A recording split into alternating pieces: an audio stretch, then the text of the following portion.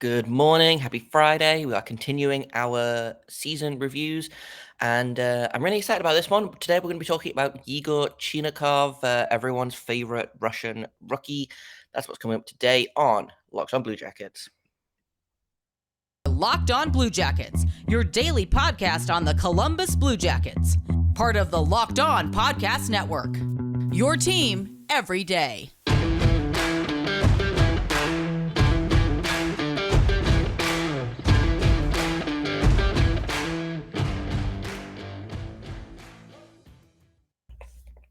Hello and welcome to Locked on Blue Jackets, part of the Locked on Podcast Network, your team every day. I am, as always, your host, Jay Foster, here to bring you stories, news, trials, tribulations, the highs and lows of your favorite team and mine, the Columbus Blue Jackets. We're continuing today, like I said, our season reviews. Talking about Yegor Chinakhov, who I personally think had a pretty good rookie season. Before we get started, I do want to thank everyone for making this your first listen of the day every day. Locked on Blue Jackets is free and available on all podcast platforms and also over on YouTube. You're never going to have to get behind a paywall for a Locked On product, and that is a promise. So let's get into talking about Chinakhov. You all know by now, I'm sure, the world was pretty surprised when Jarmo Kekalainen drafted Chinakhov a couple of seasons ago. But in hindsight, I think it's working out.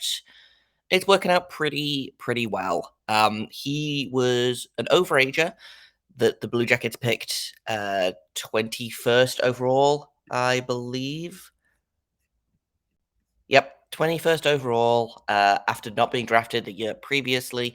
Looking at his stats, I think you can kind of see why his draft year was not super impressive. He had 15 points in 8 games in the under 18 Omsk team, 16 points in 37 games in the Omsk MHL league, which is like the one below the KHL. But then the year after that, so that would be his draft plus 1 year. He wore an A for the Omsk MHL team and had 69 points in 56 games.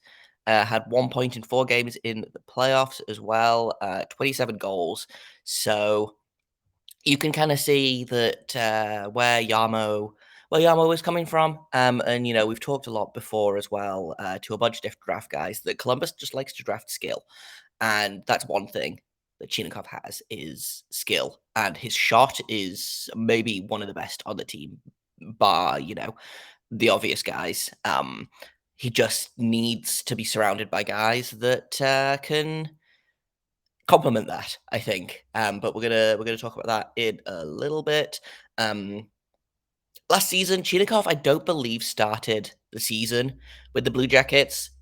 He was a healthy scratch for opening night, I believe. They sent him down to Cleveland.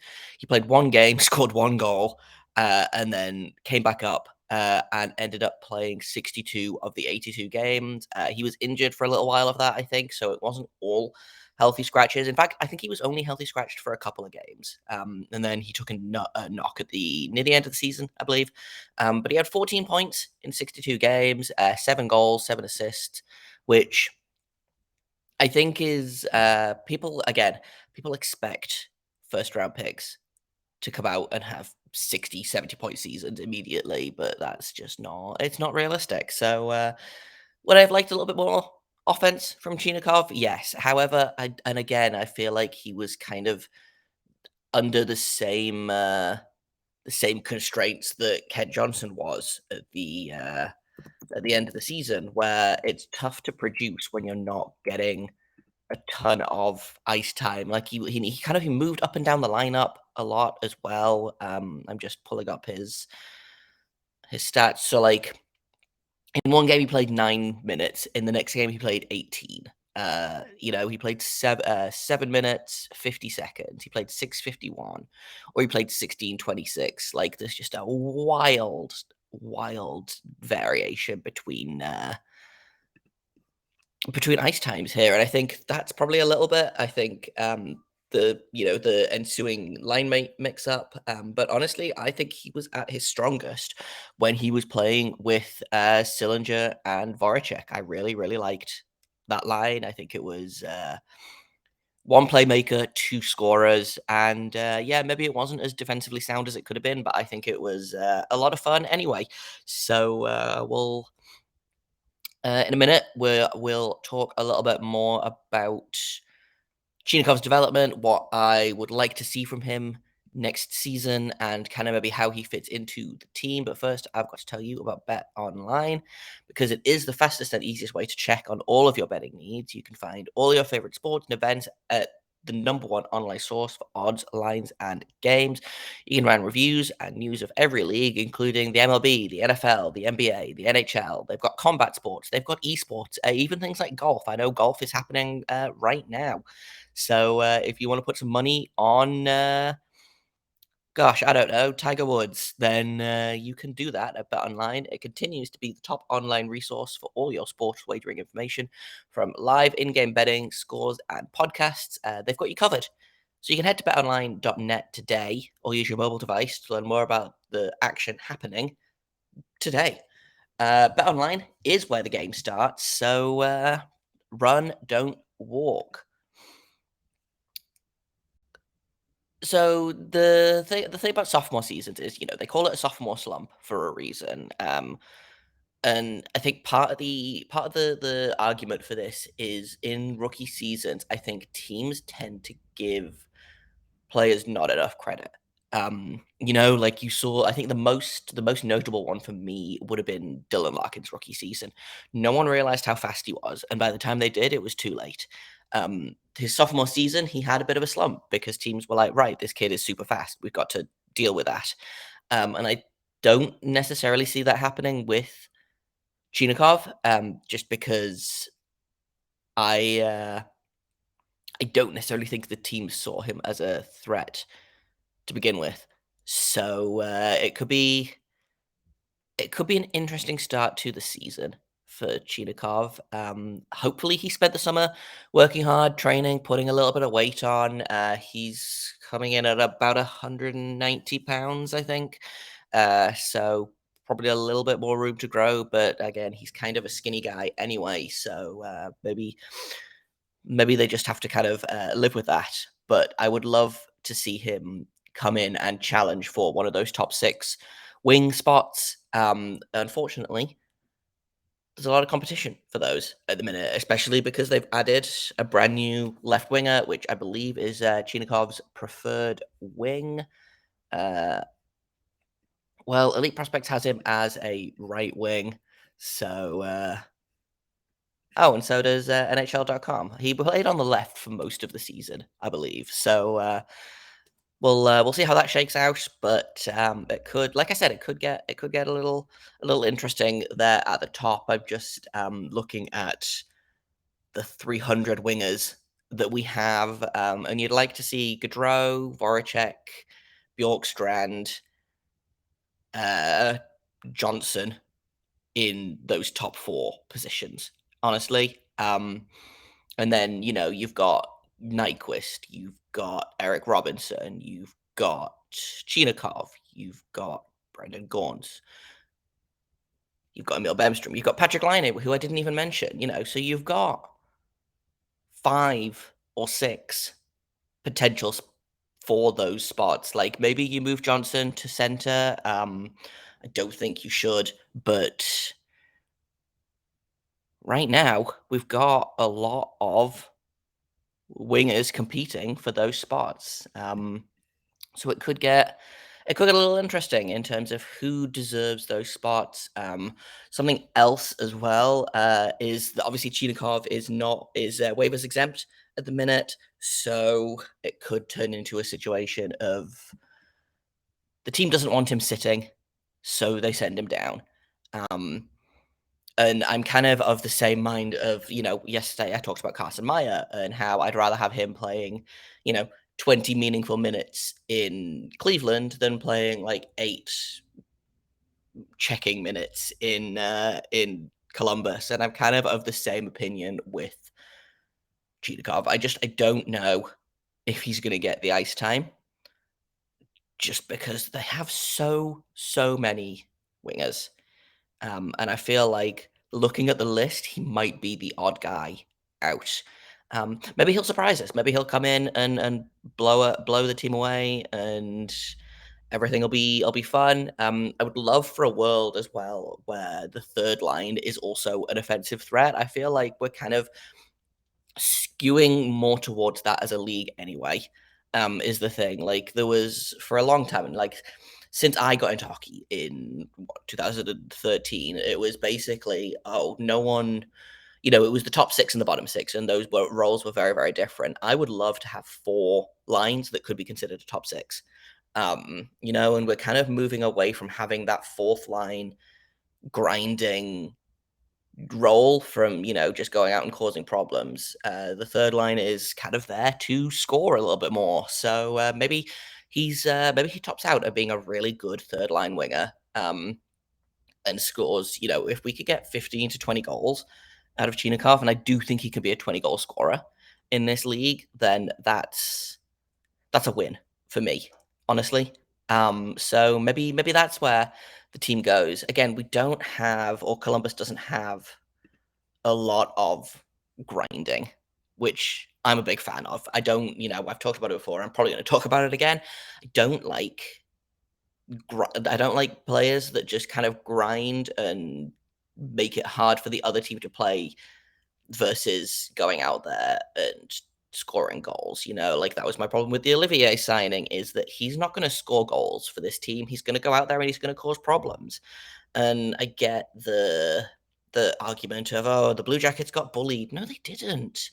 They had one game where, who was it? I think it was the Minnesota Wild kind of ran roughshod over them, but like it is what it is. I hate this idea that the Blue Jackets need these bodyguards like Olivier and Gabranson to come here and take up a roster spot from a younger player, a cheaper player, especially in the Olivier is making 750,000, but like especially in the terms of Gabranson making $4 million, like that's $4 million we could have used on Patrick Laine that we now can't.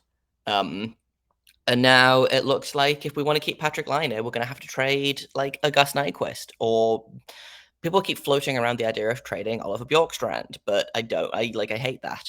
So it's Blue Jackets are going to have to shed salary, and they wouldn't have to shed as much salary if they hadn't signed Branson. But that's beside the point. That's not that's not what this episode is about. But my point was, if I if I go all the way back, my point was put Chinakhov on the third line and make that third line into a scoring line, not a checking line. The other thing with Chinakhov as well, which we'll talk about in a minute, actually, is his contract. We're going to talk about that next. But first, I've got to tell you about the NFL Top 50, because we're looking at which NFL stars move the betting line the most. It started July 18th. Locked On is giving you the 50 most valuable players in the NFL from the odds makers over at betonline.net. It is available on Locked On NFL, wherever you get your podcasts, and also on YouTube. So basically, wherever you get Locked On Blue Jackets, you can find Locked On NFL and find out who the 50 best players are over there. But in terms of over here, let's talk a little bit more about Chinakhov, because this is a contract year for him. He will be an RFA when it's up, so that gives us a little bit of wiggle room. But this could be a really interesting year for Chinakhov.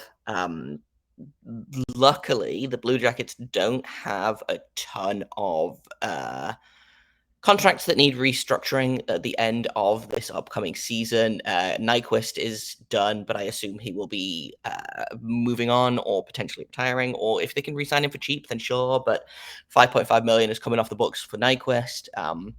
Chinakhov is coming off of his entry level. Vladislav Gavrikov needs re-signing as well, and so do Andrew Peak and Gavin Bayreuther. So we'll and Texier as well. But honestly, I don't know. I talked about it a little bit. I don't know if Texier has a future with this team. That's not this episode, but it is something that I have been increasingly thinking about. But that's beside the point. I could see Chinakhov coming out and having a really good season and then commanding, maybe 2 or 3 million for the next couple of seasons. Giamo loves his bridge deals. I could see him getting a similar contract to the one that Adam Boquist just got. 2.6 million for the next 3 seasons. Like, that would be perfect. I think if Chinakhov goes out there and shows that he can be a 15 to 20 goal scorer, I think that's perfect. If he doesn't do that, then I think the Blue Jackets can probably get away with signing him for a couple of years at like an Eric Robinson or less level. So who knows how that's going to go, but hopefully it goes the right way for us, and it goes the right way for Chinakhov, because again, I'm a big fan of players being paid what they deserve. So we'll see how it ends up, honestly. But that's going to be one to keep an eye on, I think, is Chinakhov coming off his entry-level contract. I don't think he's going to blow everyone away and score 30 goals this season. If he does, that will be a really good problem to have. But the Blue Jackets are not really in cap hell right now. I think there's cap worries, but I don't think it's cap hell in the same way that, like, Vegas, for example, they had to send Max Pacioretty for nothing to Carolina. They had to send Fleury to Chicago for basically nothing. We're not at that point yet with the Blue Jackets, so I'm not super worried. Hopefully, there's going to be an update today on Patrick Laine. He has until 5 p.m. Eastern tonight. So this is Friday, if you're listening to the episode when it comes out, to sign his qualifying offer. And after that, it's ineligible. So he will either have to be traded or sign a long-term deal, hopefully the second. So we'll see. We will see how that goes. But just to kind of finish off, for Chinakhov's work this season, I'm gonna give him. This feels harsh, but I'm gonna give him a C.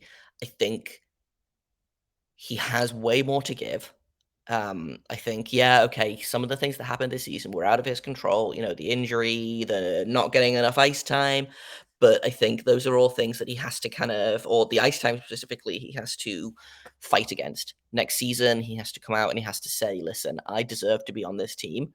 In the same way, I think that Cole Sillinger did during training camp, is he came out and he was like, listen, I'm going to be here. I'm going to be on this team. Like, find a reason to get rid of me. And I think Gino Hakov has to do the same thing this season, because the Blue Jackets just have so many wingers, and there's always another winger to replace you. So if you don't want to put in the work, or if you are struggling, then I could see them being like, right, well, we'll send him down to Cleveland for a little bit, let him marinate there, and then bring him back up. But the problem with that is, if the guy that you replace him with is really succeeding, then there's no room for Chinakov. So, like, it's a tough situation. But I'm gonna give him a C, with the hope that next year he really comes out and really shows the team, the fans, the media, why Kekalainen drafted him in the first round.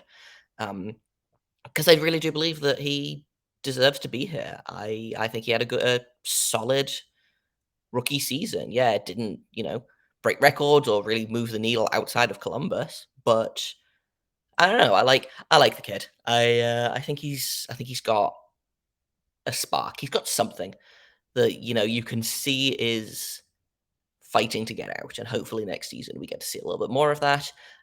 That's going to be it from me today. I've been Jay Foster. You can find me on Twitter at _Jacob Foster, JAKOBFORSTER. You can find this podcast at LO_Blue Jackets. You can find us wherever you get your podcasts, Apple, Spotify, Stitcher, Podbean, Odyssey, wherever you are listening to podcasts, you can find us there. We're over on YouTube. So if you're not on YouTube, then come find me over there. It's a fun time. Tomorrow we'll be doing a special weekend episode, either with Patrick Laine news, or we'll be doing another season review. I believe we're going to be talking about Troy Fix-Wolanski next, so that'll be exciting for Monsters fans, because you all know I love Troy Fix-Wolanski. So we're going to talk about his time with the Monsters, his NHL debut, what we expect from him next season, All of those things and a little bit more is coming up tomorrow. Thank you once again for making this your first listen of the day every day. I super, super, super appreciate it. The podcast has been going through the roof. The YouTube is making really good strides. So that's all down to you guys. So I appreciate you. And until tomorrow, make sure you stay locked on.